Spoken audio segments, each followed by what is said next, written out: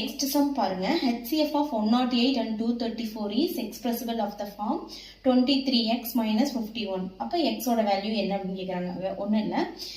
108க்கும் 234க்கும் கண்டுபிடிக்கிற HCF வந்து உங்களுக்கு இந்த ஃபார்முக்கு ஈக்குவலா இருக்கும் அப்படின்னு சொல்றாங்க. எக்ஸ்பிரஸபிள் அப்படின்னா அது வந்து ஈக்குவல் டு இந்த ஃபார்முக்கு ஈக்குவலா இருக்கும். அப்போ அதனால x ஓட வேல்யூ என்ன அப்படின்னு கேக்குறாங்க. இதுக்கு HCF ஃபர்ஸ்ட் கண்டுபிடிக்கணும். ஸோ இப்போ 108க்கும் 234க்கும் HCF கண்டுபிடிக்கணும் இல்லைங்களா?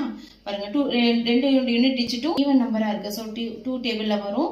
5 2s are 10, 4 2s are 8, 1 2 is to balance 1, 7 2s are 14. Again 4 7. So 2 டேபிள்ல வராது. 3 டேபிள்ல பாருங்க, 3 டேபிள்ல இது வரும். 1 3 is 3, balance 2, 8 3s are 24. இது 3 டேபிள்ல வரும். 3 3s are 9, balance 2, 9 3s are 27. ஓகேவா? 8 8 16. இது வந்து மறுபடியும் ஒரு 3 டேபிள்ல வருமா? 6 3s are 18, 1 3 is 3, 3 3s are 9. இப்போ 6ம் 13ம் வந்து எந்த டேபிள்லயுமே வராது. ஸோ அவ்வளவுதான். ஸோ பாருங்க, இப்போ HCF ஓட வேல்யூ என்ன? 2 3s are 6, 6 3s are 18. So HCF is equal to 18 இல்லையா? இப்ப இந்த 18 வந்து இந்த ஃபார்ம்ல சப்ஸ்டிட்யூட் பண்ணி ஈக்குவல் பண்ணி போடணும். 23x minus 51 is equal to 18. அப்ப x ஓட வேல்யூ எப்படி கண்டுபிடிக்கணும்?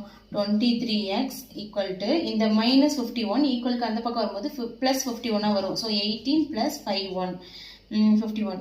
இப்ப பாருங்க, 23x ஓட வேல்யூ இது ரெண்டே ஆட் பண்ணீங்க அப்படின்னா 69. 69. அப்போ x ஓட வேல்யூ 69 divided by 23.